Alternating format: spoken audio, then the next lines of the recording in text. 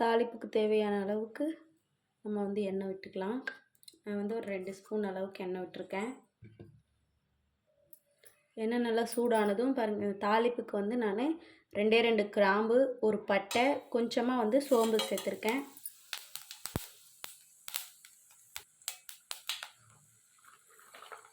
நல்லா பொடியாக கட் பண்ண ஒரு பெரிய சைஸ் வெங்காயம்,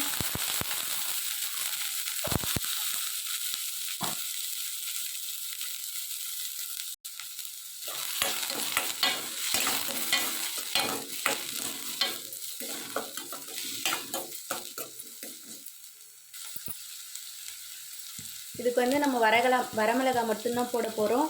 ஒரு 10 வரமிளகாய் போல் விதையெல்லாம் எடுத்துட்டு கட் பண்ணி வச்சுருக்கேன். இந்த வரமிளகாயும் சேர்த்து நல்லா வெங்காயத்தையும் நல்லா பொன்னிறமாக வர வரைக்கும் வதக்கிக்கலாம். நீங்கள் காரத்துக்கு ஏற்ற அளவுக்கு உங்கள் மிளகா வந்து நீங்கள் சேர்த்துக்கலாம்.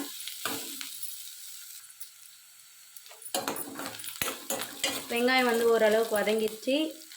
இந்த டைமில் நம்ம வந்து இஞ்சி பூண்டு பேஸ்ட் வந்து ஒரு 1/2 ஸ்பூன் அளவுக்கு சேர்த்துக்கலாம்.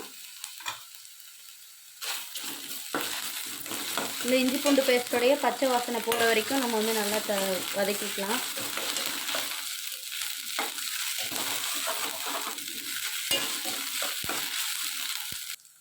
வெங்காயம் வந்து நல்லா பொன்னிறமாக வதங்கிடுச்சு. இப்போ வந்து நம்ம பொடியை கட் பண்ணி வச்சுருக்கிற சிக்கனை வந்து சேர்த்துக்கலாம்.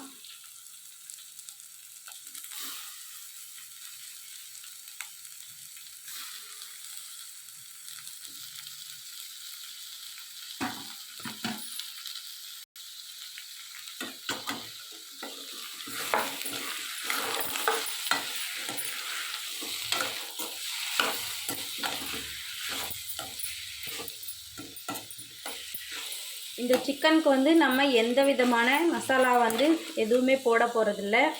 வெறும் மஞ்சத்தூள், உப்பு மட்டும்தான் போட போகிறோம். பெப்பர் தூள் கொஞ்சமாக போட்டுக்கலாம். இதை நீங்களும் வீட்டில் ட்ரை பண்ணி பாருங்கள். எப்படி இருந்துச்சுன்னு சொல்லிட்டு கமெண்ட் பண்ணுங்கள். கல்லுப்பு சேர்த்துக்கிறேன்.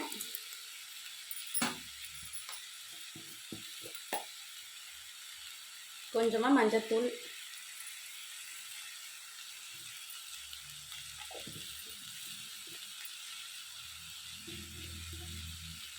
கட் பண்ணி வச்சுருக்கிற மல்லித்தலை,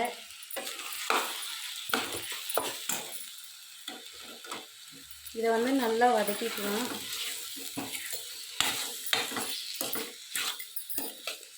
அஞ்சுலேருந்து 10 நிமிஷத்துக்குள்ளே இது வந்து நல்லா வதங்கிடும். சிக்கனு நல்லா வெந்து வந்துடும்.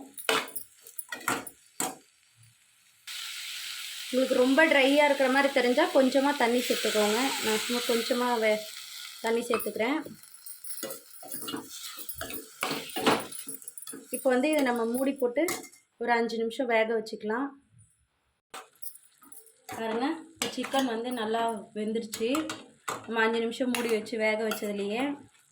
இப்போ வந்து இதில் கொஞ்சமாக நம்ம பெப்பர் தூள் போட்டுக்கலாம்.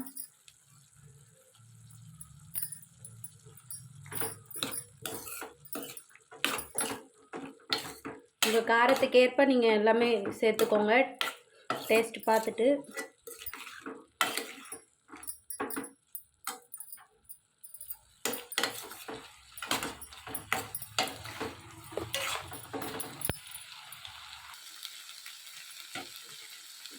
பெப்பர் தூள் போட்டதும் லாஸ்ட்டாக கொஞ்சமாக கொத்தமல்லி தழை தூவி வந்து இறக்கிக்கலாம். நல்லா ட்ரையாக ஆகிடுச்சு பாருங்கள். நல்லா சூப்பராக இருக்கும். எந்த விதமான மசாலாவும் சேர்த்துல. வீட்டில் இருக்கிற 4 இன்க்ரீடியன்ஸை வச்சு நம்ம வந்து இதை ஈஸியாக செஞ்சிடலாம்.